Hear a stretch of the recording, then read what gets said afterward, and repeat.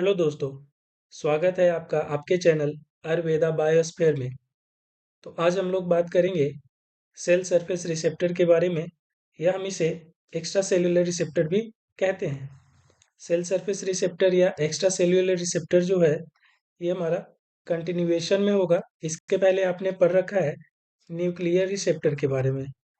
तो nuclear receptor के बारे में आपने काफ़ी जानकारी प्राप्त करी है।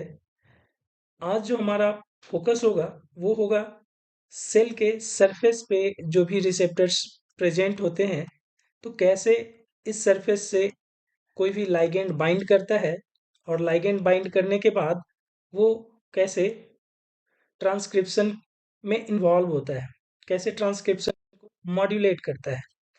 तो इस चैप्टर में जो डिटेल्स हम बात करेंगे वो होगी ग्लैंड्स के बारे में।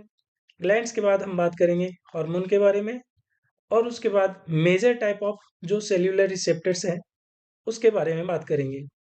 इसमें आपको देखने को मिलेंगे जीपीसीआर, आरटीकेज यानी receptor tyrosine kinase, gated ion channels, receptor guanylyl cyclase और इंटेग्रिन्स के बारे में हम वन बाय वन बात करेंगे।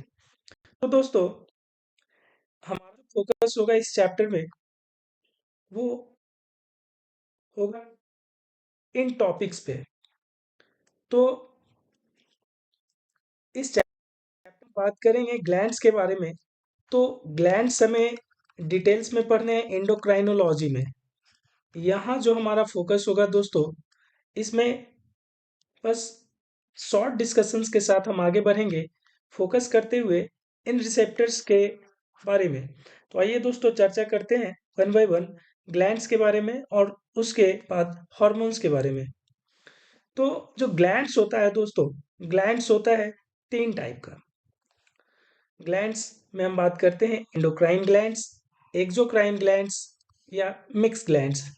तो बेसिकली ग्लैंड्स जो होता है, ग्लैंड्स को हम बोलते हैं कि कोई भी सिक्रेटरी स्ट्रक्चर है वो हमारा ग्लैंड्स कहलाता है। ये ग्लैंड्स जो होंगे वो एंडोक्राइन ग्लैंड्स हो सकते हैं, एक्सोक्राइन ग्लैंड्स हो सकते हैं या मिक्स ग्लैंड्स हो सकते हैं। तो जो एंडोक्राइन ग्लैंड्स है, एंडोक्राइन ग्लैंड्स को हम डक्टलेस ग्लैंड्स भी बोलते हैं। एंडोक्राइन ग्लैंड्स को डक्टलेस ग्लैंड बोलते हैं। डक्टलेस मतलब यहाँ पे इसका कोई अपना डक्ट यानी स्ट्रक्चर नहीं होता है। तो जो एंडोक्राइन ग्लैंड होता है वो क्या करता है कि यहाँ से जो भी सिक्रीशंस होते हैं, यानी कोई भी केमिकल का जब सिक्रीशन होता है तो वो सीधे ब्लड में सिक्रीशन होता है। ठीक है, कोई भी केमिकल का जो सिक्रीशन होता है वो सीधे ब्लड में सिक्रीशन होता है, डायरेक्टली इनटू ब्लड स्ट्रीम। और जो एंडोक्राइन ग्लैंड्स है, इसका जो सिक्रीशन होता है, यानी कि ये जो सिक्रीट करता है केमिकल्स, इसको हम बोलते हैं हार्मोन। तो जो एंडोक्राइन ग्लैंड्स होते हैं वो हार्मोन को ब्लड स्ट्रीम में सप्लाई करते हैं, सिक्रीट करते हैं, और ब्लड स्ट्रीम से होते हुए ये जो हार्मोन होता है वो टारगेट टिश्यू तक पहुंचता है या टारगेट सेल्स तक पहुंचता है। एंडोक्राइन ग्लैंड्स में आपको pituitary, thyroid, adrenal gland, pancreas, ovaries और टेस्टिस वगैरह देखने को मिलते हैं। अगला दोस्तों, एक्सोक्राइन ग्लैंड्स। एक्सोक्राइन ग्लैंड क्या होता है कि ये होता है वो डक्टेड ग्लैंड होता है।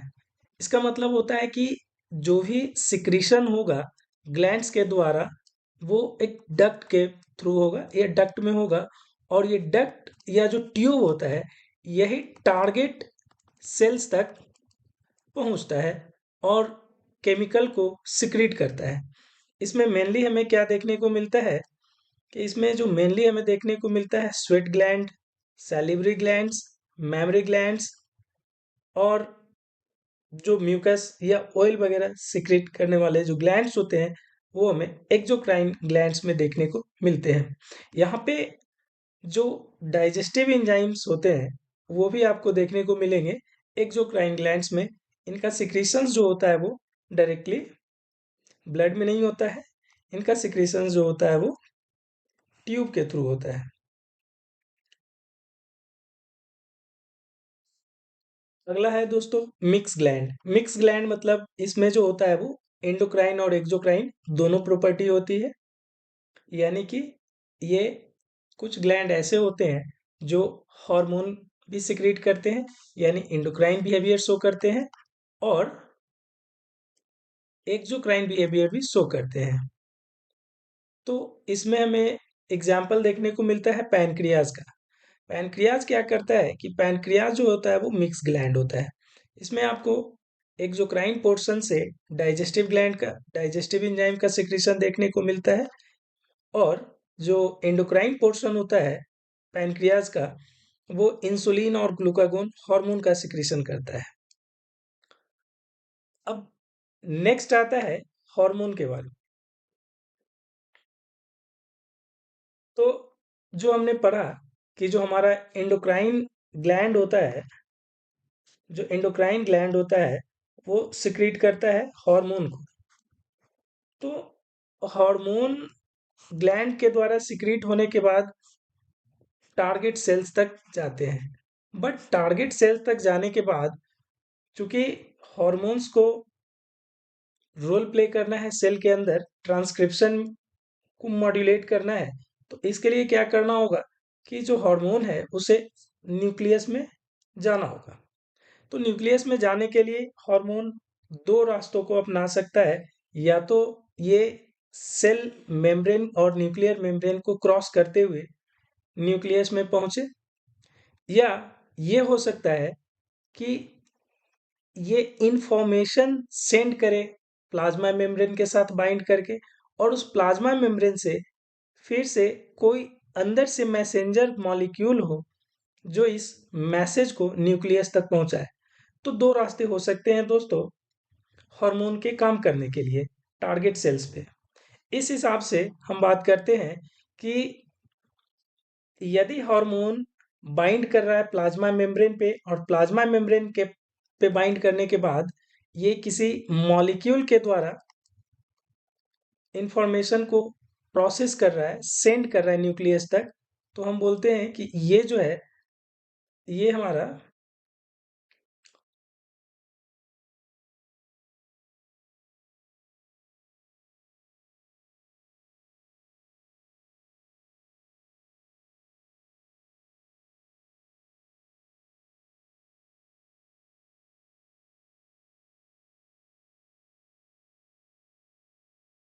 तो दोस्तों हार्मोन जो है वो हमारा या तो मेम्ब्रेन से बाइंड करके इंफॉर्मेशन को सबमिट कर सकता है, सेंड कर सकता है न्यूक्लियस तक, या ये हो सकता है कि हार्मोन जो है वो डायरेक्टली न्यूक्लियस में चला जाए मेम्ब्रेन को पास करता हुआ।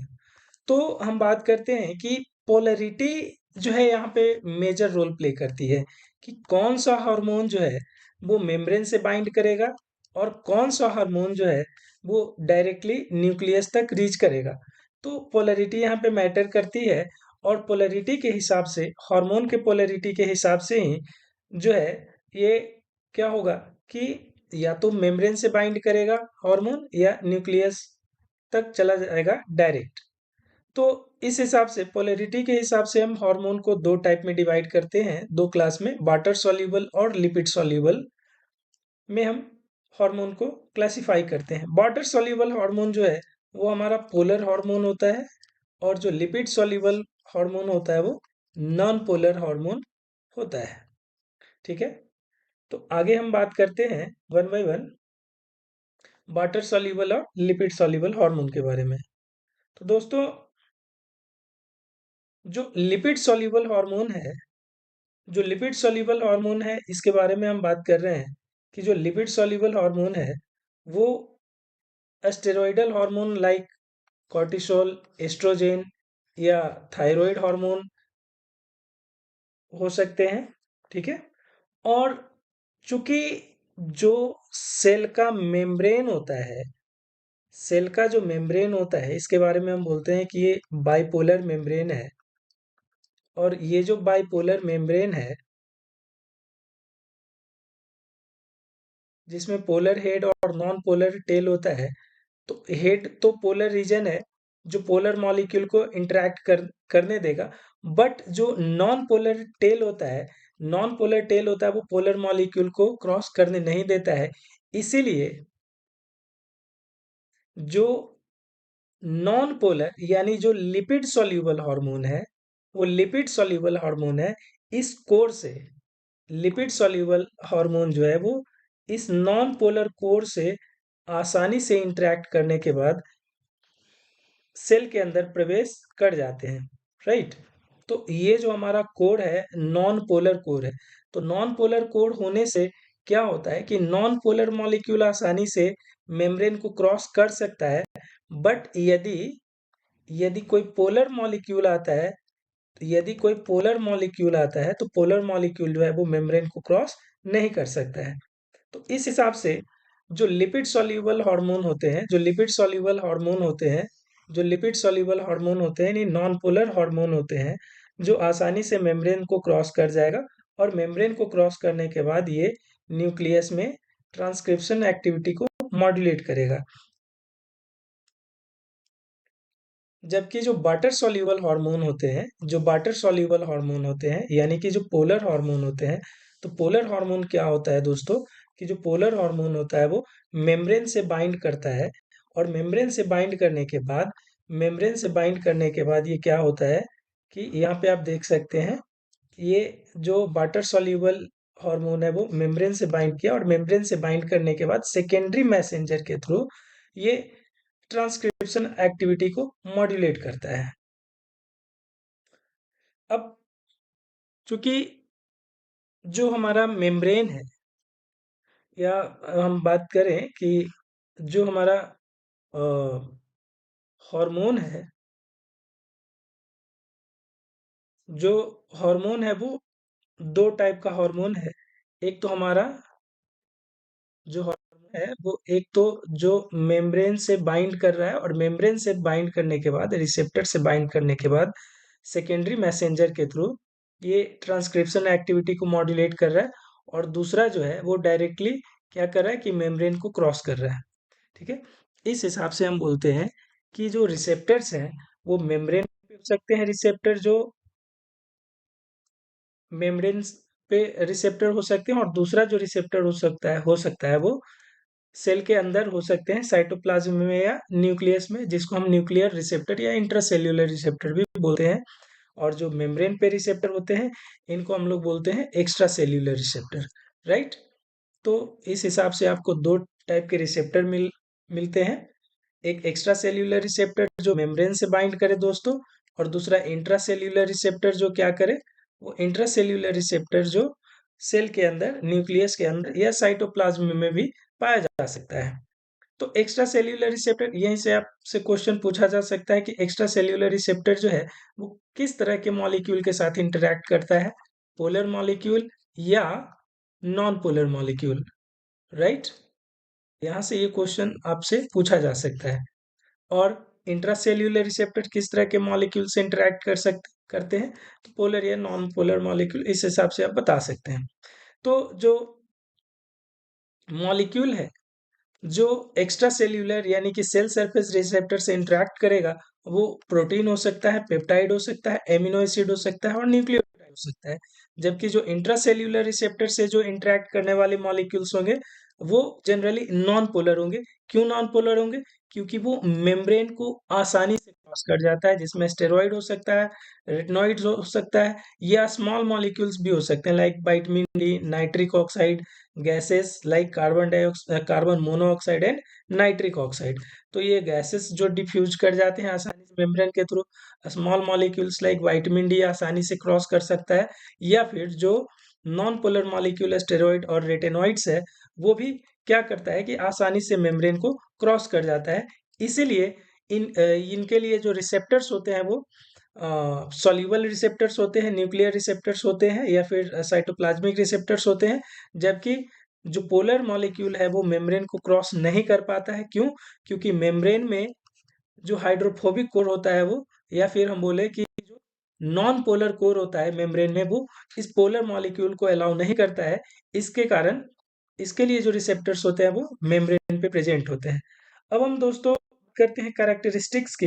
तो जो सेल्यूलर रिसेप्टर्स की कैरेक्टरिस्टिक्स है वो हाईली स्पेसिफिक होती है और हार्मोन स्पेसिफिक भी होती है। यानी कि ऐसा नहीं है कि कोई भी हार्मोन जो है किसी भी रिसेप्टर के साथ इंटरेक्ट कर जाएगी और ये जो है वो क्या करती है कि जो लिगेंड या जो हार्मोन होती है वो फिजियोलॉजिकल प्रोसेस और होम्योस्टैसिस को मेंटेन करने में मदद करती है। ठीक है। अब हम आगे बात करते हैं और डिटेल में रिसेप्टर के बारे में। तो हमने दो तरह के रिसेप्टर को पढ़ा है। एक तो हमने पढ़ा एक्स्ट्रा सेल्यूलर रिसेप्टर और एक हमने पढ़ा है इंट्रा सेल्यूलर रिसेप्टर। अब एक्स्ट्रा सेल्यूलर रिसेप्टर और इंट्रा सेल्यूलर रिसेप्टर को हम बाई डिटेल्स करें वन बाय वन। तो एक होता है एक्स्ट्रा सेल्यूलर रिसेप्टर्स में आपको मिलते हैं जीपीसीआर, जी प्रोटीन कपल रिसेप्टर।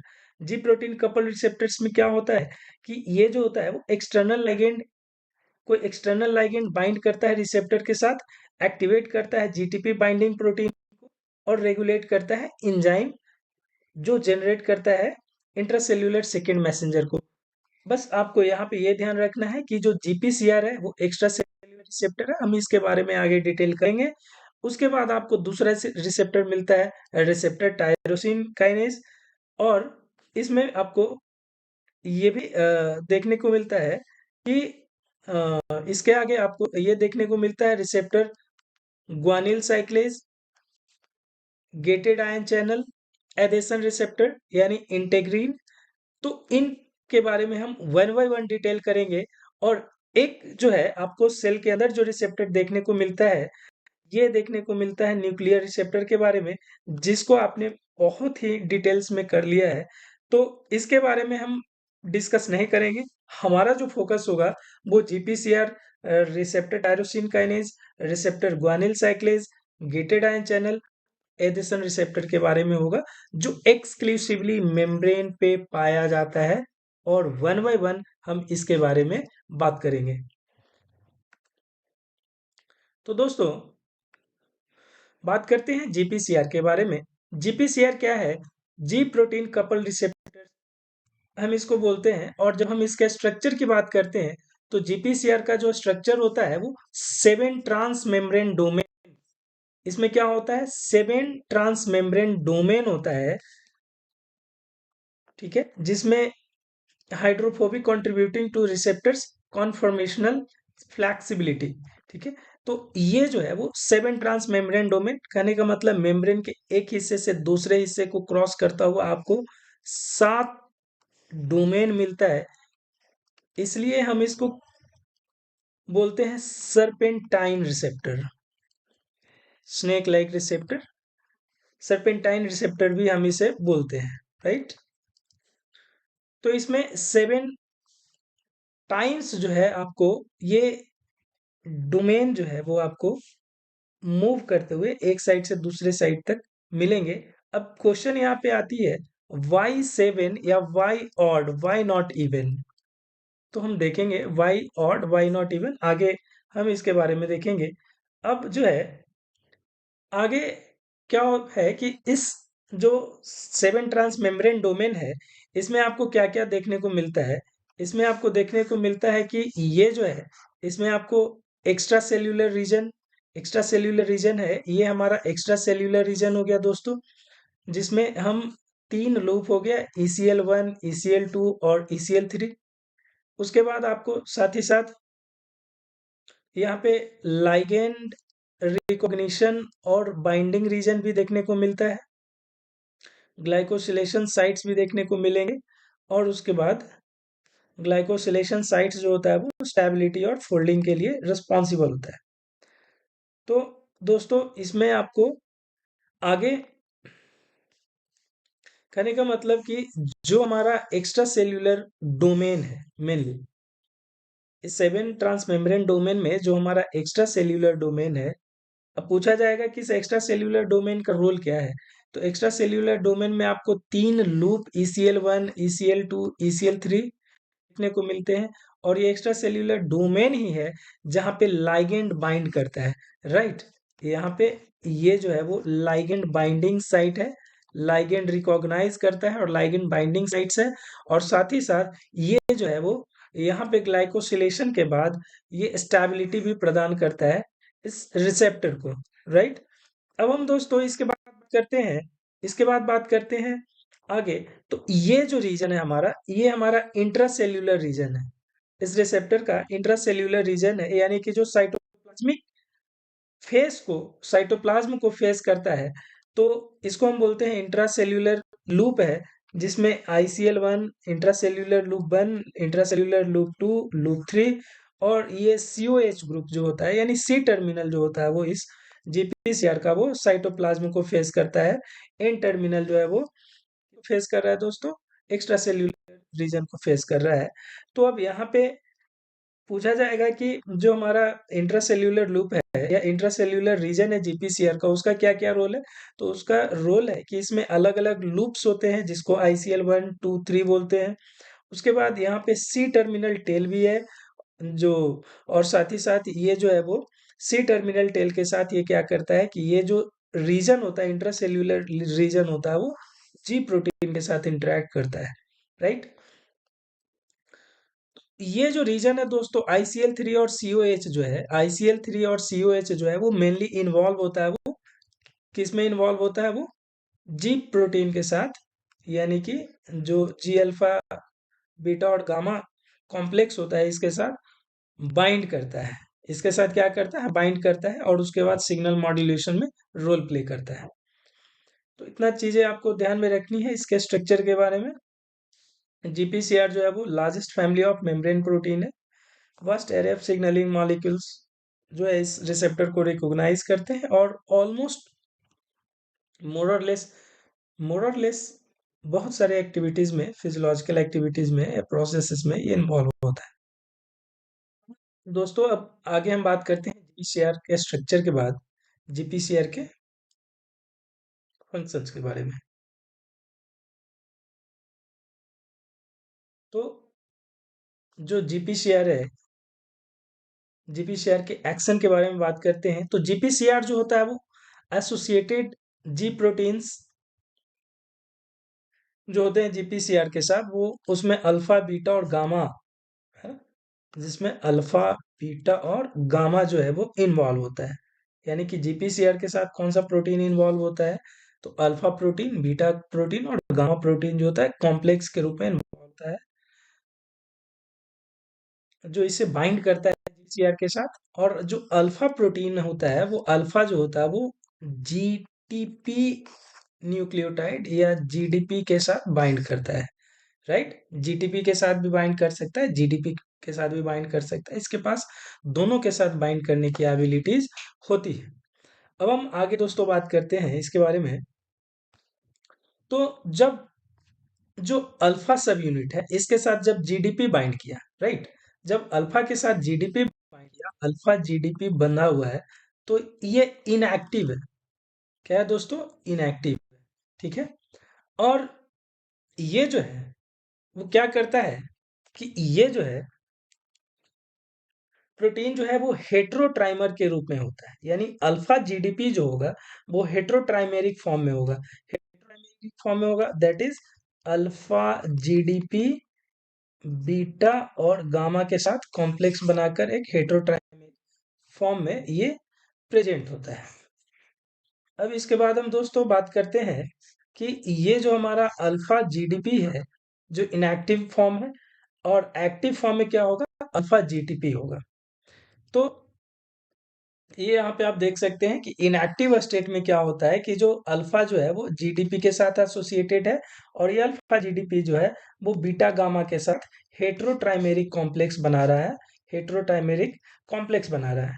कह रहा है जब कोई लाइगेंड जो है वो GPCR को रिकॉग्नाइज करता है, यानी कि इस रिसेप्टर को रिकॉग्नाइज करता है, तो रिकॉग्नाइज करने के बाद बाइंड करता है, और बाइंड करने से क्या होता है दोस्तों कि इस अल्फा में कॉन्फॉर्मेशनल चेंज आता है, दैट इज कि सॉरी, इस GPCR में कॉन्फॉर्मेशनल चेंज आता है, राइट। जब GPCR को रिकॉग्नाइज करता है कोई लाइगेंड और बाइंड करता है, तो इस बाइंडिंग से इस GPCR में कॉन्फॉर्मेशनल चेंज होता है, और इस कॉन्फॉर्मेशनल चेंज के कारण क्या होता है कि ये ट्रिगर करता है अल्फा सब यूनिट को, ये करता है अल्फा सब यूनिट को कि अल्फा GDP से अल्फा GTP जो है में ट्रांसफॉर्म हो जाए, यानी कि कोई एसोसिएटेड कंपाउंड आएगा जो इसको क्या करेगा, स्टिमुलेट करेगा, इसको स्टिमुलेट करेगा,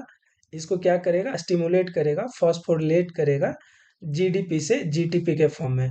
ठीक है, तो हो सकता है कि यहाँ पे जीटीपी जो है वो जीडीपी में कन्वर्ट हो जाए और इस जीडीपी को जीटीपी में कन्वर्ट कर दे। यानी कि ये कॉन्फॉर्मेशनल चेंज के कारण अल्फा जीडीपी जो है वो अल्फा जीटीपी में कन्वर्ट होता है। राइट, ये कब होता है दोस्तों, ये होता है लाइगेंड के बाइंड करने के कारण। This causes G protein to dissociate into two separate parts, the alpha GTP bound alpha subunit and beta gamma dimer, right? Which can each interact with other membrane proteins to effect signal transduction. यानी कि जब कोई ligand bind करेगा GPCR के साथ, conformational change होगा। Conformational change होने से क्या होगा, अल्फा जीडीपी जो है वो अल्फा जीटीपी में कन्वर्ट करेगा और हाई एनर्जी स्टेट में ये क्या होता है कि एसोसिएट हो जाता है बीटा गामा कॉम्प्लेक्स से। तो ये अल्फा जीटीपी और बीटा गामा कॉम्प्लेक्स दोनों जो है वो सिग्नल ट्रांसडक्शन में इन्वॉल्व होंगे। यानी कि वो क्या करेगा, सिग्नल मॉड्यूलेशन में रोल प्ले करेगा और ट्रांसक्रिप्शनल एक्टिविटी को प्रमोट करेगा, ट्रांसक्रिप्शन को मॉड्यूलेट करेगा। ठीक है, अब जो है इसका वेल नोन टारगेट की बात करें तो जी प्रोटीन का जो टारगेट है उसमें एडिनाइल साइक्लेज हो सकता है, फॉस्फोलिपिड सी हो सकता है और भी अलग अलग हो सकते हैं। जैसे बोल रहा है कि जो एडिनाइल साइक्लेज क्या करता है कि वो कैटालाइज करता है साइक्लिक एएमपी के सिंथेसिस को फ्रॉम एटीपी से, यानी कि एटीपी से साइक्लिक एएमपी को बनाता है। आगे हम बात करेंगे, घबराना नहीं है। फॉस्फोलाइपेज सी जो है वो which converts membrane lipid phosphatidylinositol to secondary messenger diacylglycerol, जिसको हम डीएजी भी बोलते हैं, आगे हम इसके बारे में भी देखेंगे, and inositol triphosphate and various voltage gated Ca2 plus calcium and sodium channel. Right, अब आगे यहाँ से क्या हुआ कि ये जो कॉम्प्लेक्स है alpha GDP beta gamma complex जो है वो अल्फा जीटीपी और बीटा गामा कॉम्प्लेक्स में टूटा। अब ये जब हाइड्रोलाइज कर जाएगा अल्फा जीटीपी से फिर से अल्फा जीडीपी में, तो ये बैक हो जाएगा ये अल्फा जीडीपी और बीटा गामा कॉम्प्लेक्स के रूप में। इस तरह से साइकिल का क्या चलता रहता है, ऑल्टरेशन चलता रहता है। ठीक है, साइकिल रिपीट होता है और इस तरह से सिग्नल का ट्रांसडक्शन होता है दोस्तों। तो हम बात करते हैं वन बाय वन कि कैसे सिग्नल का ट्रांसडक्शन होता है। तो देखो क्या होता है कि जो रिसेप्टर होते हैं, जीपीसीआर रिसेप्टर होते हैं, उससे अल्फा बीटा और गामा कॉम्प्लेक्स जो है वो जुड़ा हुआ होता है दोस्तों इनएक्टिव स्टेट में और अल्फा जीडीपी के फॉर्म में होगा। जब कोई हार्मोन यानी जब लाइगेंड बाइंड करेगा इस जीपीसीआर के साथ, तो बाइंड करने से क्या होगा कि ये जो है अल्फा जीडीपी जो है वो अल्फा जीटीपी में कन्वर्ट होगा और alpha GTP high energy state में डिसोसिएट हो जाता है दोस्तों। बीटा और गामा कॉम्प्लेक्स अलग हो जाता है अल्फा जीटीपी से और अल्फा जीटीपी और बीटा गामा कॉम्प्लेक्स है जो दोनों क्या करेंगे कि टारगेट एंजाइम में आयन चैनल्स को टारगेट करेंगे, या हम कहते हैं कि ये जो है वो इंडिपेंडेंटली सिग्नल ट्रांसडक्शन में इन्वॉल्व होंगे। और जब सिग्नल ट्रांसडक्शन में इन्वॉल्व होगा दोस्तों, बीटा गामा दूसरे पाथ में जाएगा, अल्फा जीटीपी दूसरे पाथ में जाएगा और अल्फा जीटीपी का जब हाइड्रोलाइसिस होगा अल्फा जीडीपी में, जो प्रोटीन आरजीएस प्रोटीन जो है वो स्टिमुलेट करता है इस अल्फा जीटीपी के हाइड्रोलिसिस को। तो क्या होता है कि फिर से ये अल्फा जीटीपी से अल्फा जीडीपी बनता है। क्या बनता है, अल्फा जीटीपी से अल्फा जीडीपी बनता है और अल्फा जीडीपी और बीटा गामा कॉम्प्लेक्स जो है वो फिर से ये रिसाइकल बैक हो जाएंगे मेम्ब्रेन पे और रिसाइकल बैक होने के बाद फिर से ये जो होगा अगले साइकिल में चला जाएगा सिग्नल ट्रांसडक्शन के लिए। राइट, तो ये चीजें यहाँ पे जो दी हुई है उसको हम आगे देखते हैं कि सिग्नलिंग कैसे होती है जी प्रोटीन के थ्रू। तो यहाँ पे बताया ये गया कि जब कोई हार्मोन दोस्तों यहाँ पे देख सकते हैं कि जब कोई हार्मोन जो है वो बाइंड करता है दोस्तों जब कोई हार्मोन बाइंड करता है रिसेप्टर के साथ, जीपीसीआर के साथ जब बाइंड करता है, तो जीपीसीआर के साथ बाइंड करने के कारण क्या होता है कि ये कॉन्फॉर्मेशनल चेंज होगा। कॉन्फॉर्मेशनल चेंज होने से अल्फा जीटीपी बनेगा, बीटा गामा कॉम्प्लेक्स डिसोसिएट होगा, अलग होगा। ये अल्फा जीटीपी टारगेट करता है एडेनिल साइक्लेज को। ध्यान रखना है दोस्तों, अल्फा जीटीपी जब डिसोसिएट होता है, अल्फा जीटीपी जब डिसोसिएट होता है बीटा गामा कॉम्प्लेक्स से, जब डिसोसिएट होता है बीटा गामा कॉम्प्लेक्स से, तो alpha GTP high energy state में, एक्टिवेटेड स्टेट में टारगेट करता है एडिनाइल साइक्लेज को, और एडिनाइल साइक्लेज को एक्टिवेट करता है, फॉस्फोरिलेशन एक्टिवेशन करता है। और जब एडिनाइल साइक्लेज एक्टिवेट होगा दोस्तों, तो एडिनाइल साइक्लेज क्या करता है कि साइटोप्लाज्मिक फेज पे ही, यानी अंदर में क्या करेगा कि ये एटीपी को कन्वर्ट करता है साइक्लिक एएमपी में। ठीक है, क्या करता है, एटीपी को कन्वर्ट करता है साइक्लिक एएमपी में। ध्यान रखना है, cyclic AMP is second messenger. Cyclic AMP क्या है, वो सेकेंड मैसेंजर है दोस्तों। तो जो हमारा साइक्लिक एएमपी है वो सेकेंड मैसेंजर है। और ये जो साइकिल होता है, ये जब कंटिन्यूएशन में होता है, तो साइक्लिक एएमपी का लेवल बढ़ता है, और साइक्लिक एएमपी के लेवल बढ़ने से साइक्लिक एएमपी जो है वो बाइंड करता है प्रोटीन काइनेज ए से। प्रोटीन काइनेज ए क्या होता है, प्रोटीन काइनेज ए में दो सब यूनिट होते हैं, रेगुलेटरी सब यूनिट और कैटालिटिक सब यूनिट।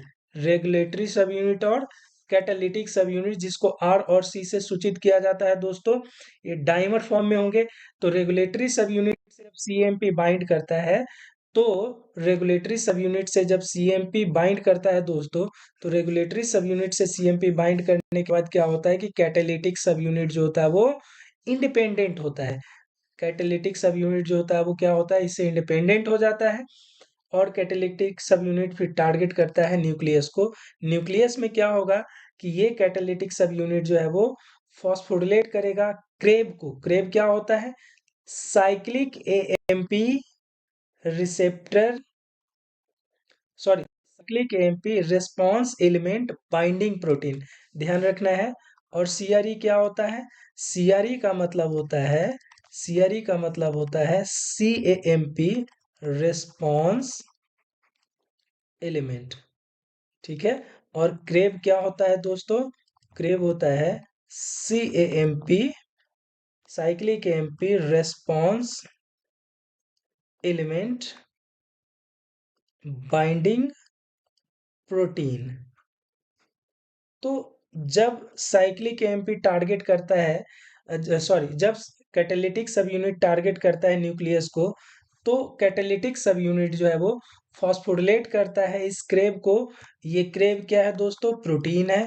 प्रोटीन को टारगेट करता है, फॉस्फोरिलेट करने के बाद ये प्रोटीन जो होता है कोएक्टिवेटर के साथ बाइंड कर जाता है क्री एलिमेंट के साथ, यानी सीएमपी रेस्पॉन्स एलिमेंट डीएनए के साथ ये बाइंड कर जाता है, और उसके बाद फिर ट्रांसक्रिप्शन में रोल प्ले करता है दोस्तों।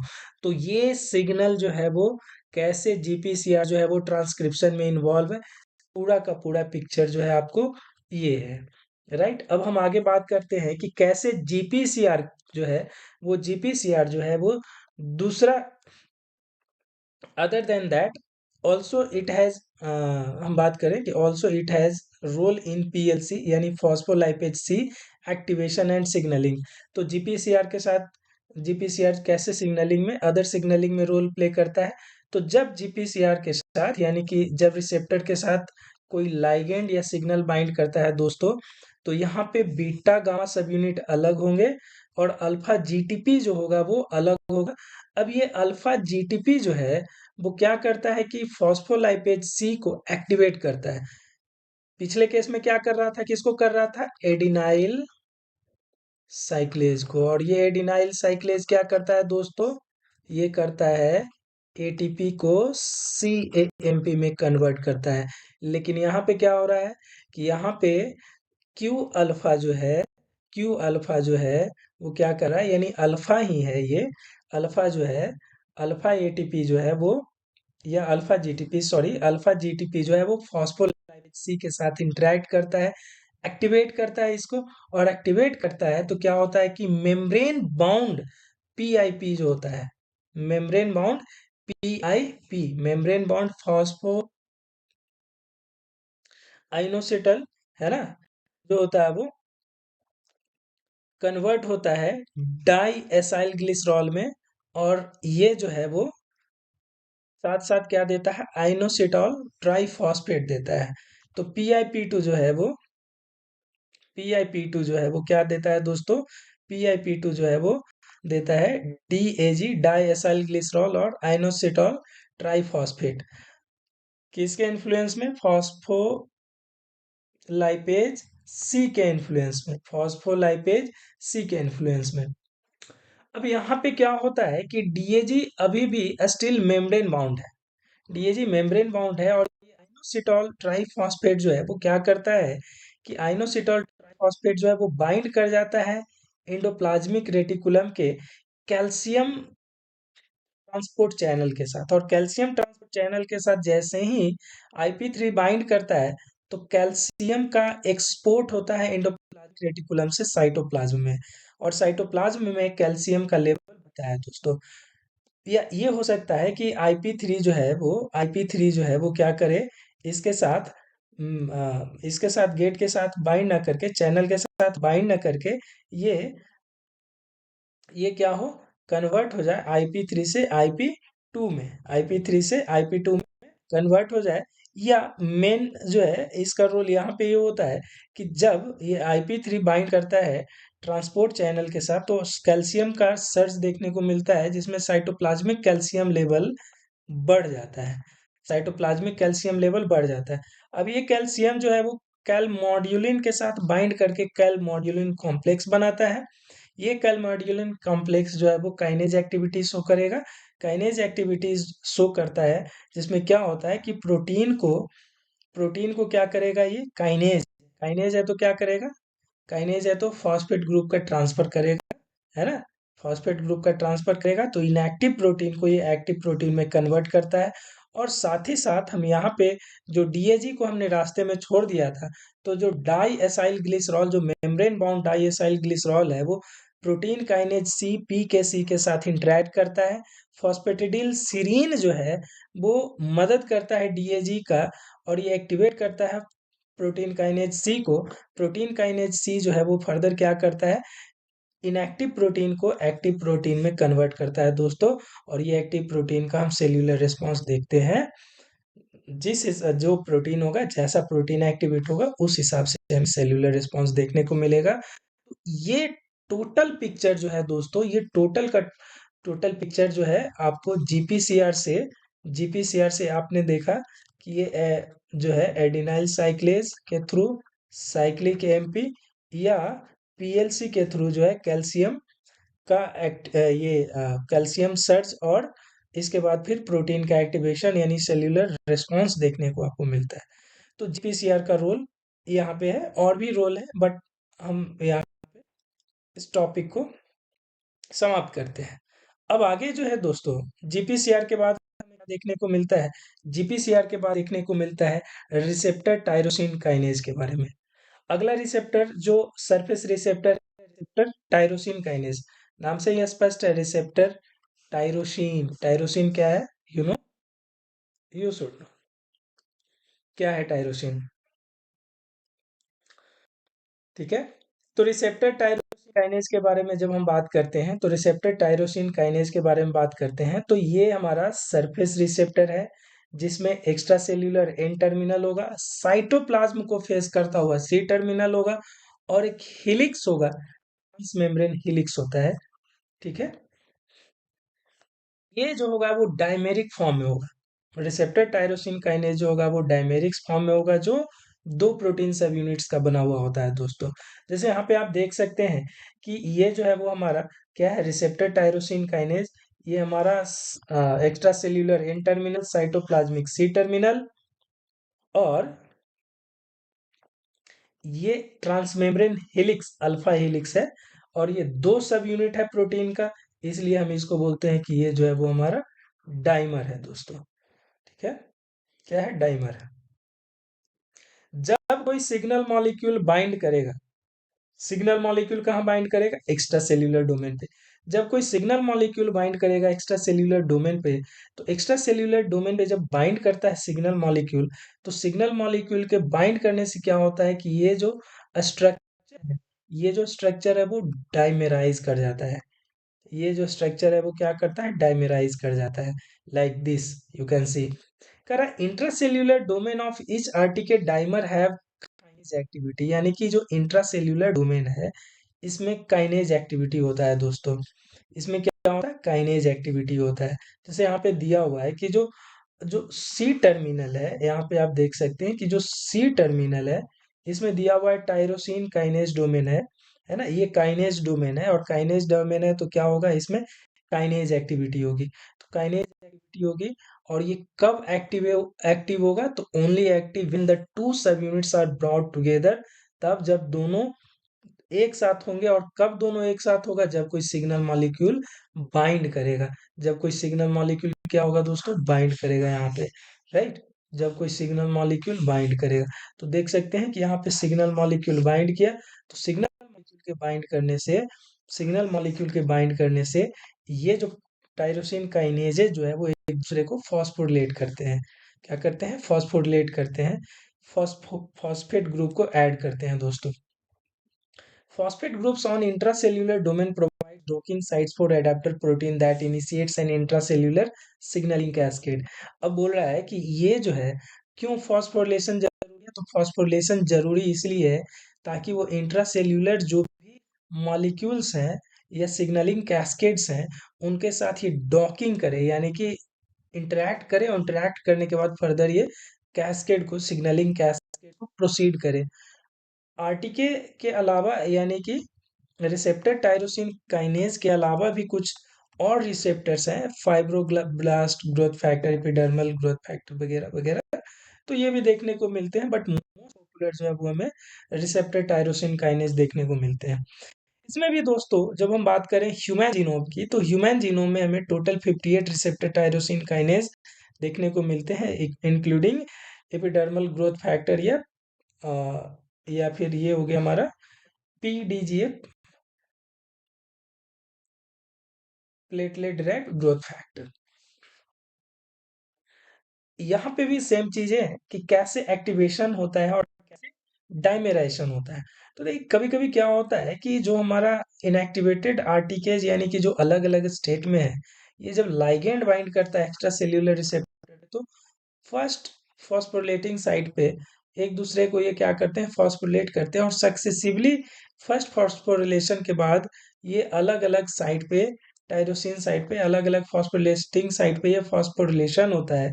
और फॉस्फोरिलेशन होने से क्या होता है? मल्टीपल साइट फॉस्फोरिलेशन होने से ये डॉकिंग इजी होती है अलग अलग मॉलिक्यूल के साथ या कंपोनेंट के साथ, जिस डॉकिंग के कारण फर्दर सिग्नलिंग कैस्केड्स जो होता है वो प्रोसीड करता है दोस्तों। देखिए अब इसमें चूंकि हमारा रिसेप्टर जो है वो अलग अलग है, दोनों रिसेप्टर जो है वो है क्या है? अलग अलग है। दोनों रिसेप्टर अलग अलग है, तो हो सकता है कि दोनों पे लाइगेंड अलग अलग लाइगेंड बाइंड करे, या ये हो सकता है कि दोनों पे एक साथ लाइगेंड बाइंड करे, जैसे यहाँ पे दिया हुआ है कि दोनों पे एक साथ लाइगेंड बाइंड करे। तो दोनों सिचुएशन पॉसिबल है, और दोनों सिचुएशन पॉसिबल है, और दोनों तरह से लाइगेंड बाइंड कर सकता है। यानी दोनों पे अलग अलग लाइगेंड बाइंड कर सकता है, या दोनों पे एक साथ एक लाइगेंड बाइंड कर सकता है, जिसके कारण भी फॉस्फोरिलेशन और एक्टिवेशन हो सकता है, डायमेरेशन हो सकता है। तो both of these possibilities are there, and both of these possibilities occurs to activate and dimerise this receptor tyrosine kinase. अब इसके बाद है दोस्तों, इसके बाद आता है नॉन रिसेप्टर टायरोसिन काइनेज। देखिए क्या होता है, यहाँ पे जो हमने देखा था कि रिसेप्टर टायरोसिन काइनेज डोमेन है, यानी कि रिसेप्टर टायरोसिन काइनेज डोमेन में क्या है कि वो टायरोसिन पे फॉस्फोरिलेशन होता है, फर्स्ट फॉस्फोरिलेशन।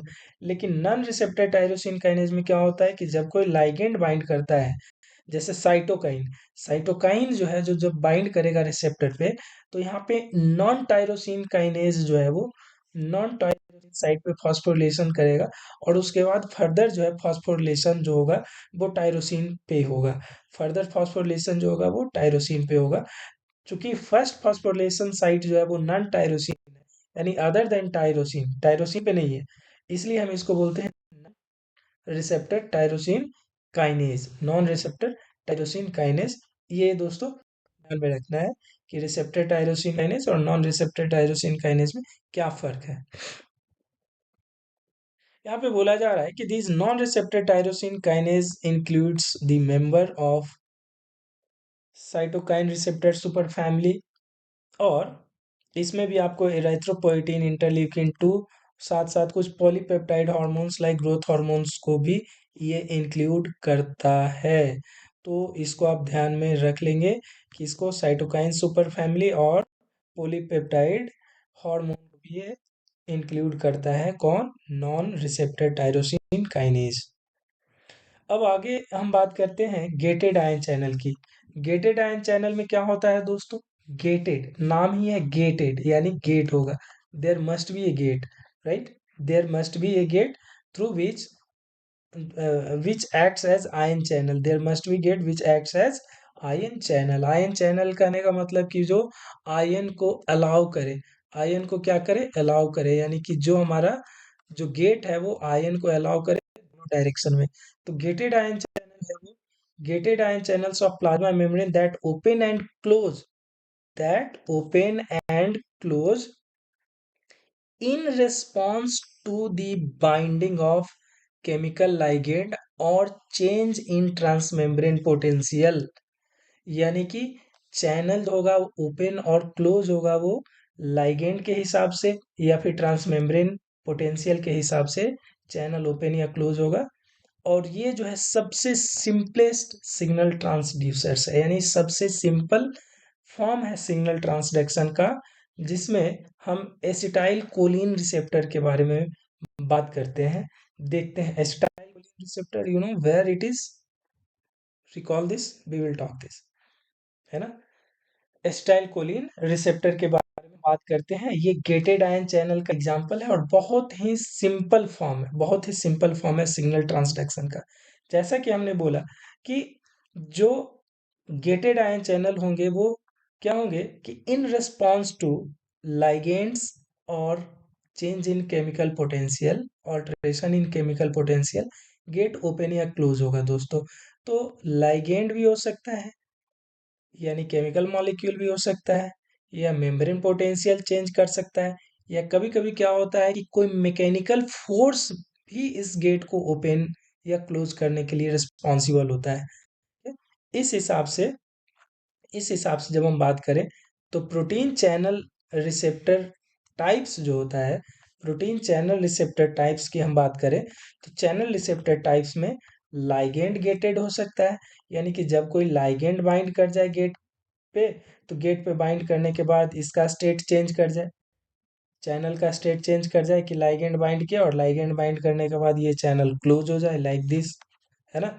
मैकेनिकल गेटेड क्या होता है कि मैकेनिक्स यानी प्रेशर के कारण ये जो है वो हमारा चैनल ओपन या क्लोज हो जाए, चैनल जो है वो हमारा ओपन या क्लोज हो जाए।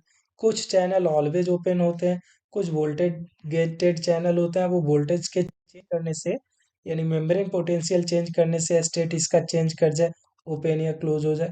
ठीक है, इसी पिक्चर को यहाँ पे दिखाया गया है कि जब कोई केमिकल लाइगेंड बाइंड करता है मेम्ब्रेन पे या हम रिसेप्टर पे, तो रिसेप्टर पे बाइंड करने से क्या होता है कि इसका स्टेट जो है वो चेंज कर जाता है, यानी कि ये क्लोज स्टेट से ओपन स्टेट में कन्वर्ट हो जाए। यानी कि दोनों पॉसिबिलिटी है, लाइगेंड बाइंड करने से क्लोज भी हो सकता, ओपन भी हो सकता, both of the possibility are there. हम ज्यादा डिटेल में इसको फोकस नहीं करेंगे, अभी हमारा है कि हम रिसेप्टर के बारे में बस समझना है, बेसिक्स। जब हम सिग्नलिंग के बारे में बात करेंगे वन बाय वन, तो ये सेल सिग्नलिंग वाले चैप्टर में फिर हम देखेंगे इन डिटेल्स कि कैसे सिग्नलिंग होता है। एक जैसे जीपीसीआर के बारे में तो हमने बहुत सारी बातें करी, और भी चीजें पॉसिबल है, रिसेप्टर टायरोसिन काइनेज के बारे में भी पॉसिबल है, यहाँ पे गेटेड आयन चैनल के बारे में भी पॉसिबल है, लेकिन हम बात करेंगे इसको दूसरे चैप्टर्स में, सिग्नलिंग वाले चैप्टर्स में। अभी हमारा फोकस है इसके स्ट्रक्चर और बेसिक फिजियोलॉजी पे कि कैसे गेट का बेसिक मैकेनिज्म है काम करने का, right. Ligand gated ion channel, ligand gated ion channel में आपको extracellular terminus, C terminus, intracellular और membrane spanning transmembrane domain देखने को मिलता है। लाइगेंड मॉलिक्यूल के रूप में ग्लूटामेट हो सकता है, गाबा हो सकता है और एसिटाइल कोलिन हो सकता है। गाबा का फुल फॉर्म ध्यान रखिए, आप खोजिए क्या होता है, gamma amino butyric acid. You should search more about this. अब लाइगेंड गेटेड आयन चैनल्स जो होंगे वो large multi subunit 4 to 5 सब यूनिट्स होते हैं इसमें, जैसे यहाँ पे देख सकते हैं alpha beta, alpha alpha beta delta और गामा, है ना। तो ये जो है वो लार्ज 4 to 5 सब यूनिट्स देखने को मिलते हैं। चैनल्स जो होता है वो फैसिलिटेट करता है आयन के पैसेज को, चैनल्स जो होता है वो आयन के पैसेज को फैसिलिटेट करता है through pore after ligand binding and activation. Ligand binding and activation के बाद क्या होता है कि ये पैसेज को अलाउ करता है। Once the receptor channel complex is activated, जब रिसेप्टर जो है या चैनल जो है वो एक्टिवेट हो जाता है, मेम्ब्रेन पोटेंशियल में बिकम डीपोलराइज, या तो कम हो जाए या और बढ़ जाए, हाइपर पोलराइज। मेम्ब्रेन तो ऑलरेडी पोलराइज्ड स्टेट में होता है, तो डीपोलराइज हो जाए यानी कि मेम्ब्रेन पोटेंशियल कम हो जाए या और भी ज्यादा हो जाए। अब डिपेंड करता है कि आयंस का फ्लो किस डायरेक्शन में है, ठीक है। रिस्पॉन्स टाइम बहुत कम होता है, मिली सेकेंड होता है, यानी थाउजेंथ ऑफ अ सेकेंड इसका रिस्पॉन्स टाइम होता है। Nicotinic cholinergic GABA A and 5 hydroxytryptamine 5-HT3 receptors और लाइगेंड गेटेड चैनल रिसेप्टर्स। कुछ और रिसेप्टर्स हैं उनके बारे में भी ध्यान रखिए, nicotinic cholinergic GABA A and 5-HT जो है वो अदर एग्जांपल्स हैं लाइगेंड गेटेड आयन चैनल्स के। यहाँ पे आपको दिखाया गया है कि जब लाइगेंड यानी कि आयंस जो है वो जब रिसेप्टर से बाइंड करते हैं, तो रिसेप्टर से बाइंड करने के बाद क्या होता है कि रिसेप्टर से बाइंड करने के बाद चैनल ओपन होगा, और चैनल ओपन होने के बाद ये आयंस को अलाउ कर रहा है। यहाँ पे देख सकते हैं कि आयंस को अलाउ कर रहा है, बट कब, जब कोई लाइगेंड जो है वो बाइंड करेगा इससे तब, ठीक है।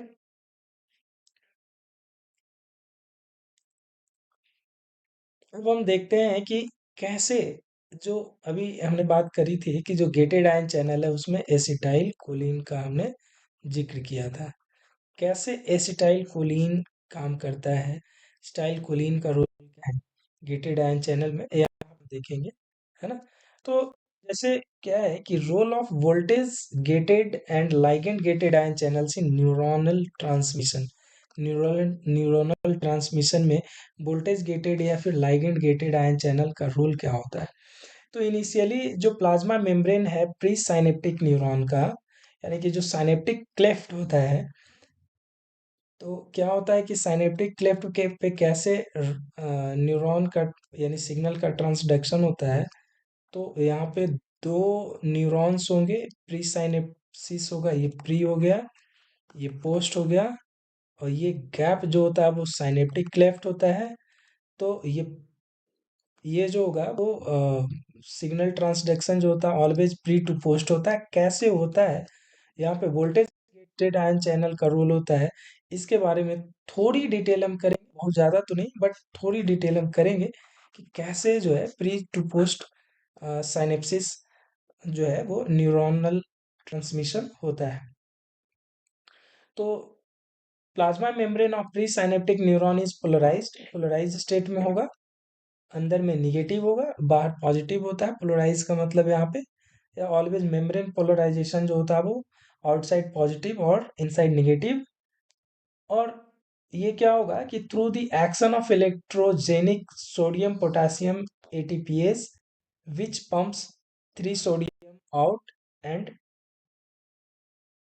है ना। क्या होता है कि सोडियम पोटेशियम एटीपीएस पंप जो होता है वो रिस्पॉन्सिबल होता है इस मेम्ब्रेन पोटेंशियल के लिए, पोलराइज्ड मेम्ब्रेन पोटेंशियल के लिए, जिसमें क्या होता है कि 3 सोडियम बाहर पुश किया जाता है इंस्टेड कि 2 सोडियम 2 पोटेशियम के लिए, राइट, यानी 2 पोटेशियम 3 सोडियम बाहर, और इस हिसाब से मेम्ब्रेन की पोलैरिटी जो होती है वो मेंटेन करी जाती है, पोलराइज स्टेट मेंटेन किया जाता है ना। तो क्या होता है कि जब इम्पल्स कैसे जनरेट होता है और एक्शन पोटेंशियल क्या होता है, ये चर्चा का विषय है, बट हम यहाँ पे डिटेल नहीं करेंगे। ये चर्चा जो होगा वो फिजियोलॉजी में होगा, जब हम पढ़ेंगे ब्रेन फिजियोलॉजी। बट यहाँ पे हम ये एज्यूम करके चलते हैं कि हमारा एक्शन पोटेंशियल जनरेट है। क्या है? एक्शन पोटेंशियल जनरेट है, और एक्शन पोटेंशियल जो है वो प्री साइनेप्टिक न्यूरॉन तक पहुंची हुई है, प्री साइनेप्टिक न्यूरॉन तक पहुंची हुई है। तो इस एक्शन पोटेंशियल से क्या होता है कि एक्शन पोटेंशियल से क्या होता है कि मेम्ब्रेन का पोलराइजेशन जो है वो चेंज करता है दोस्तों। ये जो मेम्ब्रेन हमारा ये जो मेम्ब्रेन हमारा पोलराइज्ड स्टेट में है, ये क्या होता है कि एक्शन पोटेंशियल के कारण पोलरिजिबिलिटी जो होती है वो चेंज करती है। कैसे चेंज करती है? तो सोडियम जो है एक्शन पोटेंशियल के कारण अंदर जाता है सेल में। सोडियम जो है वो क्या होता है? सेल के अंदर जाता है, मेम्ब्रेन के अंदर जाता है। मेम्ब्रेन के अंदर जाने से क्या होता है कि बाहर में जो पॉजिटिव था वो धीरे धीरे धीरे धीरे निगेटिव होगा, और अंदर में एक लोकलाइज पॉजिटिव चार्ज होगा।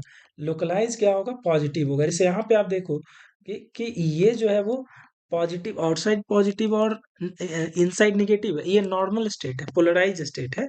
ये नॉर्मल स्टेट है सेल का।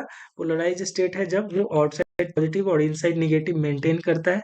लेकिन एक्शन पोटेंशियल के जनरेट करने के कारण क्या होता है कि सोडियम का इनवर्ड फ्लो होता है, और इस इनवर्ड फ्लो होने के कारण क्या होता है कि ये एक लोकलाइज्ड लोकलाइज्ड क्या होता है? डीपोलराइजेशन होता है, लोकलाइज्ड डीपोलराइजेशन होता है।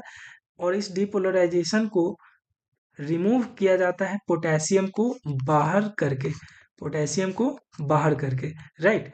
तो इस डीपोलराइजेशन को रिमूव किया जाता है, पोटेशियम को बाहर भेजा जाता है, और फिर से मेम्ब्रेन की पोलराइजिबिलिटी को मेंटेन की जाती है। यानी कि जब पोटेशियम बाहर जाएगा तो फिर से प्लस चार्ज जो है वो डेवलप करेगा बाहर में, और माइनस चार्ज जो है वो क्या होगा? वो माइनस चार्ज जो है वो फिर अंदर में डेवलप करेगा, और इस हिसाब से मेम्ब्रेन का पोलर जो पोलराइजेशन स्टेट है वो मेंटेन किया जाता है। तो क्या होता है कि जब पोटेशियम सोडियम अंदर जाएगा, तो सोडियम अंदर जाने से लोकलाइज्ड क्या होता है? लोकलाइज डीपोलराइजेशन होता है। और जब डीपोलराइजेशन होता है तो पता है कि जब भी कोई जैसे फिजिक्स में भी पढ़े होंगे या फिर ऐसे भी इन जनरल क्या होता है कि ये जो लोकलाइज्ड एक्शन पोटेंशियल है वो आगे की ओर मूव करेगा। लोकलाइज एक्शन पोटेंशियल जो है वो क्या होगा? आगे की ओर मूव करेगा। जैसे ये बाहर पॉजिटिव, निगेटिव, पॉजिटिव, फिर से ये क्या होगा? एक्शन पोटेंशियल आगे बढ़ेगा। तो आगे बढ़ने से ये क्या होगा? फिर ये सोडियम चैनल यहाँ पे ओपन होगा। सोडियम चैनल ओपन होगा, और सोडियम चैनल ओपन होने से यहाँ पे सोडियम अंदर जाएगा। तो यहाँ पे अब मेम्ब्रेन के इस हिस्से पे, यानी एक्स पोटेंशियल जब यहाँ पे रीच करेगा, तो मेम्ब्रेन के इस हिस्से पे क्या होगा? मेम्ब्रेन के इस हिस्से पे अब फिर से ये डीपोलराइजेशन वाला स्टेट क्रिएट होगा। तो इस हिसाब से एक्शन पोटेंशियल जैसे जैसे आगे बढ़ेगा, जैसे जैसे आगे बढ़ेगा दोस्तों, वैसे वैसे सोडियम जो है वो हमारा मेम्ब्रेन से अंदर जाएगा। और सोडियम जब मेम्ब्रेन से अंदर जाएगा, तो सोडियम के मेम्ब्रेन से अंदर जाने के बाद फिर से सेम सिचुएशन क्रिएट होगा, फिर से डीपोलराइजेशन का स्टेट क्रिएट होगा। तो इस डीपोलराइजेशन को ब्रेक करने के लिए क्या किया जाता है? फिर से पोटेशियम को बाहर भेजा जाएगा। तो इस प्रोसेस में क्या होगा कि voltage gated calcium channel open होगा, और voltage gated calcium channel open होगा तो ये क्या होगा कि कैल्शियम का लोड जो होगा वो दोस्तों, कैल्शियम का लोड बढ़ेगा। जैसे यहाँ पे आप देख सकते हैं कि voltage operated potassium channel open allowing potassium exit that brings about repolarization of membrane ready for next action potential when the wave of depolarization reaches axon tip। ध्यान देना है, when ध्यान देना है दोस्तों कि when the wave of depolarization reaches axon tip, जब axon tip पे ये वेव पहुंच जाएगा, जब axon tip पे ये वेव पहुंच जाएगा तो क्या होगा? Voltage gated calcium channel open, voltage gated calcium channel open होगा, और कैल्शियम की एंट्री होगी दोस्तों। क्या होगी? कैल्शियम की एंट्री होगी। कैल्शियम का लेवल जो है वो क्या होगा? बढ़ेगा। कैल्शियम का लेवल क्या होगा दोस्तों? बढ़ेगा, राइट। कैल्शियम का लेवल यहाँ पे क्या होगा, अंदर में बढ़ेगा दोस्तों। कैल्शियम का लेवल यहाँ पे क्या होगा, बढ़ेगा। और कैल्शियम के लेवल बढ़ने से का फायदा क्या होता है, कैल्शियम का लेवल जो है वो कैल्शियम का लेवल बढ़ने से कैल्शियम का लेवल बढ़ने से जो यहाँ पे जो वेसिकल्स है, यहाँ पे जो वेसिकल्स है जिसमें न्यूरोट्रांसमीटर पैक्ड है, वेसिकल्स जिसमें न्यूरोट्रांसमीटर एसिटाइल कोलिन पैक्ड है, ये एसिटाइल कोलिन जो है वो पुश किया जाएगा मेम्ब्रेन फ्यूजन साइट पे और मेम्ब्रेन से फ्यूज करेगा। मेम्ब्रेन पे फ्यूज करने के बाद, ये मेम्ब्रेन पे फ्यूज करने के बाद दोस्तों एसिटाइल कोलिन को क्या करेगा, रिलीज करेगा। मेम्ब्रेन से फ्यूज करेगा और मेम्ब्रेन से फ्यूज करने के बाद एसिटाइल कोलिन को रिलीज करेगा, ठीक है। Acetyl choline binds two receptor on post synaptic neuron causing its ligand gated ion channel to open, ठीक है। तो एसिटाइल कोलिन को रिलीज करेगा साइनेप्टिक क्लेफ्ट में, यानी कि इस ओपन स्पेस में। और ये एसिटाइल कोलिन जो है वो मेम्ब्रेन के पोस्ट साइनेप्टिक मेम्ब्रेन पे बाइंड करेगा दोस्तों। क्या होगा, पोस्ट साइनेप्टिक मेम्ब्रेन पे बाइंड करेगा। बाइंड करने के बाद क्या होगा, लाइगेंड गेटेड आयन चैनल को ये ओपन करेगा दोस्तों। लाइगेंड गेटेड आयन चैनल को क्या करेगा, ओपन करेगा। ध्यान देना है, ये एसिटाइल कोलिन जब यहाँ पे बाइंड करेगा, तो बाइंड करेगा तो इस लाइगेंड गेटेड आयन चैनल को ओपन करेगा। आयन चैनल को क्या करेगा, ओपन करेगा। आयन चैनल को क्या करेगा, ओपन करेगा। Extra cellular sodium and calcium inter through this channel. अब इस स्पेस में जो एक्स्ट्रा सेल्यूलर सोडियम और कैल्शियम है वो क्या होगा, इधर से एसिटाइल कोलिन जब इंटर करेगा तो यहाँ पे सोडियम और कैल्शियम इंटर करेगा अंदर में। अब देखिए अंदर में इंटर करने से क्या हो रहा है, यहाँ पे पकड़ने वाली बात है, साइंस यहाँ पे द लॉजिक इज है। Acetyl choline has done nothing, acetyl choline कुछ नहीं कर रहा है।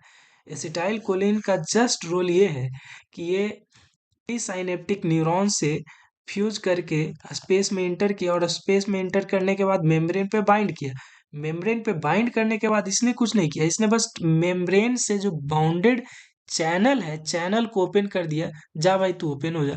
और जब ये ओपन हो गया तो ओपन होने के बाद क्या होगा कि सोडियम और कैल्शियम अंदर जाएगा। अब रोल यहाँ पे है, आपने क्या पढ़ा कि जो मेम्ब्रेन है वो पोलराइज स्टेट में है। पोलराइज स्टेट में यानी कि पोलराइज स्टेट में है तो क्या है दोस्त, मतलब बाहर में पॉजिटिव अंदर में निगेटिव। और आप ये बोल रहे हैं कि जो एसिटाइल कोलिन है वो गेट को ओपन कर दे रहा है, जो सोडियम के लोड को बढ़ा रहा है अंदर में।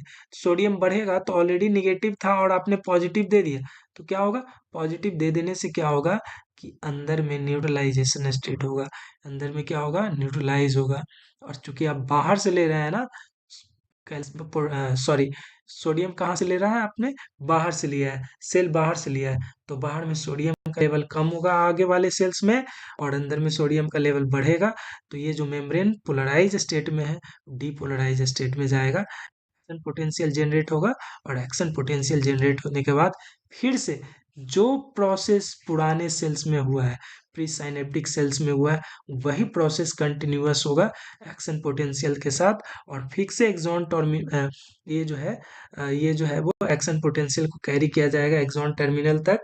और एक्सॉन टर्मिनल से फिर से एसिटाइल कोलिन रिलीज होगा सेल्स में, और सेल्स में रिलीज होने के बाद स्पेस में, एक्स्ट्रा सेल्यूलर स्पेस में अगले सेल्स में चैनल को ओपन करेगा, सोडियम अंदर जाएगा, एक्शन पोटेंशियल जनरेट करेगा और इस तरह से एक न्यूरॉन से दूसरे न्यूरॉन में क्या होता है कि सिग्नल का ट्रांसमिशन होता है दोस्तों, ठीक है।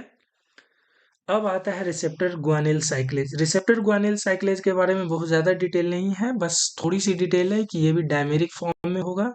डायमेरिक फॉर्म में होगा। ए एन एफ आपने पढ़ रखा है, atrial natriuretic factor. You know something, go for physiology. Physiology पे फोकस करें, ये चीजें मिलेगी, नहीं तो हमारे साथ बने रहें आयुर्वेदा बायोस्फीयर पे। हम आपके लिए लेकर आए हैं और लेकर आते हैं और भी ढेर सारे अच्छे कंटेंट। और बात करेंगे जब हम फिजियोलॉजी की, तो वहां पे एएनएफ के बारे में पढ़ेंगे कि इसका सोर्स क्या है, रोल क्या है। जस्ट अभी हम एज कंसिडर करें कि एएनएफ हमारा लाइगेंड है। लाइगेंड जब रिसेप्टर से बाइंड करेगा तो इनसाइड अंदर में क्या करेगा कि ये जीटीपी को हाइड्रोलाइज करेगा, जीटीपी से कन्वर्ट होगा साइक्लिक जीएमपी में। और ये साइक्लिक जीएमपी जो है वो क्या करेगा, मसल सेल्स में रिलैक्सन या प्लेटलेट एग्रीगेशन और सेल प्रोलिफरेशन में मदद करेगा। ठीक है, तो इस हिसाब से रिसेप्टर ग्वानिल साइक्लेज काम करता है। आप काम देखते हैं एएनएफ, एएनएफ हार्ट में, किडनी में, है ना, तो आपको देखने को मिलता है एडिलेनाट्रियूरेटिक factor, renal collecting duct and vascular smooth muscle and guanylyl cyclase receptor intestine epithelial. तो ये चीजें, ये हम डिटेल में बात करेंगे, अभी जस्ट एक छोटी सी टॉपिक है, इसके बारे में ध्यान रखना है। इसके बाद आता है दोस्तों इंटीग्रीन। इंटीग्रीन क्या है कि इंटीग्रीन जो है वो ये भी बाय एडहेशन रिसेप्टर के रूप में रोल प्ले करता है। इंटीग्रीन इंटीग्रीन जो है वो इंटीग्रीन जो है वो एडहेशन रिसेप्टर के रूप में हमारा रोल प्ले करता है। जब हम स्ट्रक्चर की बात करते हैं इंटीग्रीन की, तो इंटीग्रीन में दो सब यूनिट्स अल्फा और बीटा यूनिट्स मिलते हैं। दोनों में शॉर्ट साइटोप्लाज्मिक एक्सटेंशन होता है, सिंगल ट्रांसमेम्ब्रेन हेलिक्स होगा, लार्ज एक्स्ट्रा सेल्यूलर डोमेन होगा जो लाइगेंड के साथ बाइंड करेगा। तो ये large extra cellular domain ligand binding domain हो गया, स्मॉल साइटोप्लाज्मिक टेल, और ये हेलिकल पोर्शन जो हो गया वो ट्रांसमेम्ब्रेन हेलिकल पोर्शन हो गया दोस्तों। नॉर्मली जब इंटीग्रीन इनएक्टिव स्टेट में होता है, नॉर्मली जब इंटीग्रीन इनएक्टिव स्टेट में होता है दोस्तों, तो इनएक्टिव स्टेट में जब इंटीग्रीन होता है तो इसका स्ट्रक्चर शेप जो होता है वो कुछ इस टाइप का होता है, बेंड होता है, राइट, ये बेंड होता है। ठीक है, इंटीग्रीन चूंकि दो डायमेरिक फॉर्म में है, यानी कि अल्फा और बीटा अलग अलग फॉर्म है, तो जो बोला जा रहा है कि जो पर्पल कलर है, पर्पल कलर है वो सिस्टीन रेजिड्यू रिच होगा, और एक्सटेंसिव इंट्राचेन डाइसल्फाइड बॉन्डिंग मिलती है दोस्तों, एक्सटेंसिव इंट्राचेन डाइसल्फाइड बॉन्डिंग मिलती है। जबकि जो पिंक सब यूनिट है दोस्तों, जो पिंक सब यूनिट है यानी अल्फा सब यूनिट है, integrin has several binding sites for divalent cation such as calcium. तो सीधी सी बात है कि जो एक सब यूनिट होगा उसमें जो सिस्टीन रेसिड्यू रिच होगा, और दूसरा सब यूनिट जो होगा वो कैल्शियम के साथ बाइंड करेगा, और which has intrinsic to the ligand binding affinity, जो लाइगेंड बाइंडिंग एफिनिटी को शो करेगा। इनएक्टिव स्टेट में क्या होगा दोस्तों, इनएक्टिव स्टेट में इंटीग्रीन जो होगा वो बेंड स्टेट में होगा। ठीक है, क्या होता है कि जब जब जो हमारा बाइंडिंग साइट है इंटीग्रीन का, बाइंडिंग साइट है, लाइगेंड बाइंडिंग साइट है, जब इससे कोई लाइगेंड, यानी कि चूंकि ये एक्स्ट्रा सेल्यूलर मैट्रिक्स में जनरली पाए जाते हैं, तो कोलाजेन हो गया या एक्स्ट्रा सेल्यूलर मैट्रिक्स के जो कंपोनेंट है, वो जब बाइंड करने से, तो बाइंड करने से क्या होता है कि ये जो स्ट्रक्चर होता है वो स्ट्रेट हो जाता है। ये जब स्ट्रक्चर, ये जो है, ये कंपोनेंट्स जब इसके डोमेन से बाइंड करते हैं, लाइगेंड बाइंडिंग डोमेन से जब बाइंड करते हैं, टिग्रीन स्ट्रेट हो जाता है, और उसके बाद ये जो है वो आउटसाइड इन सिग्नलिंग को प्रमोट करता है दोस्तों। ये ध्यान रखना है कि आउटसाइड इन सिग्नलिंग कब प्रमोट होगा, this is very mandatory and this is very important, है ना, क्योंकि ये यहाँ से आपको सिंपल टिपिकल टाइप के क्वेश्चंस दिए जाते हैं कि इंटीग्रीन को जाना ही जाता है, इंटीग्रीन को जाना जाता है बाई डायरेक्शनल सिग्नलिंग के लिए, बाई डायरेक्शनल सिग्नलिंग के लिए बाई डायरेक्शनल सिग्नलिंग के लिए बाई डायरेक्शनल सिग्नलिंग मतलब एक हो गया इनसाइड आउट और आउटसाइड इन। कोई भी होस्ट और पैथोजेन इंटरेक्शन जब होता है दोस्तों, होस्ट और पैथोजेन इंटरेक्शन जब होता है, तो होस्ट और पैथोजेन इंटरेक्शन में इस सिग्नलिंग को इम्पैक्ट करता है, टारगेट करता है, कोई भी पैथोजेन जो है वो इस सिग्नलिंग को प्रोसेस को इम्पैक्ट करता है इंटीग्रीन के, और उसके बाद जो है वो ये इन्फेक्शन प्रोसीड करता है। तो this is very crucial and important. तो क्या होता है कि इंटीग्रीन जब इंटीग्रीन जो है वो एक्स्ट्रा सेल्यूलर मैट्रिक्स से या कोलाजेन से बाइंड करता है, तो बाइंड करने के बाद ये इसका स्टेट जो है वो कॉन्फॉर्मेशन जो है वो चेंज करता है, बेंडिंग स्टेट से स्ट्रेट हो जाएगा, और उसके बाद इसका जो रिस्पॉन्स होगा सेल्स पे, ये क्या करता है कि ये पोलैरिटी को मेंटेन करता है, सेल को सर्वाइवल और प्रोलिफरेशन के लिए रिस्पॉन्सिबल होता है, चेंज करता है साइटोस्केलेटल और जीन एक्सप्रेशन को। साइटोस्केलेटल और जीन एक्सप्रेशन को, यानी कि जब आउटसाइड इन सिग्नलिंग होगा तो।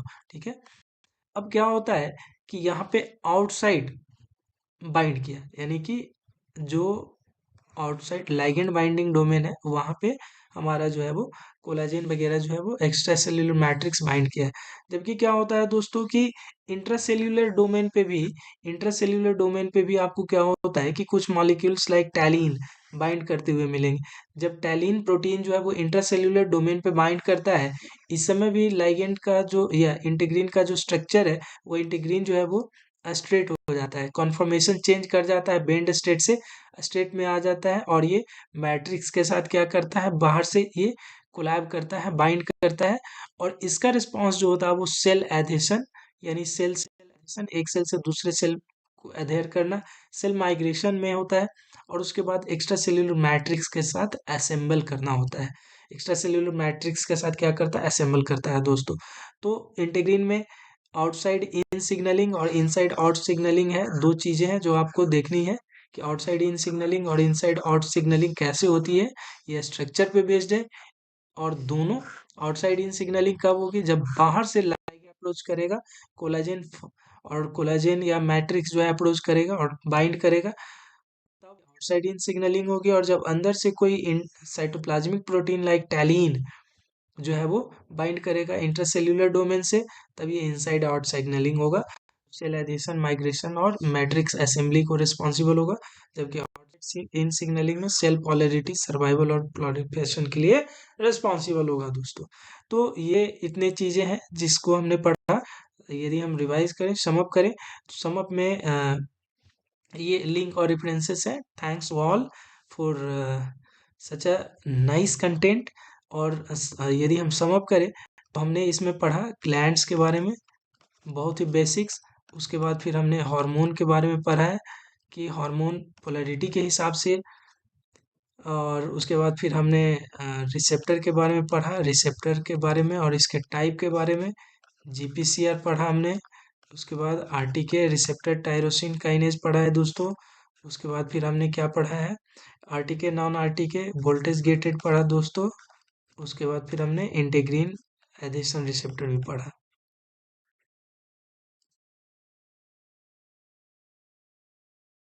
ठीक है, तो ये वोल्टेज गेटेड नहीं, ये हमारा गेटेड चैनल हो गया। इतनी चीजों के बारे में पढ़ा हमने एक्स्ट्रा सेल्यूलर रिसेप्टर के बारे में। तो थैंक यू ऑल। अब और भी अच्छे कंटेंट के लिए हमसे जुड़े रहें और हमारे चैनल को सब्सक्राइब करें। हम आपके लिए हमेशा अच्छे कंटेंट्स लाते रहेंगे, लाते रहे हैं, और इससे भी बेहतरीन कंटेंट लाएंगे। आप हमारे चैनल को जितना ज़्यादा से ज़्यादा लोगों तक पहुँचाएं, सब्सक्राइब करें।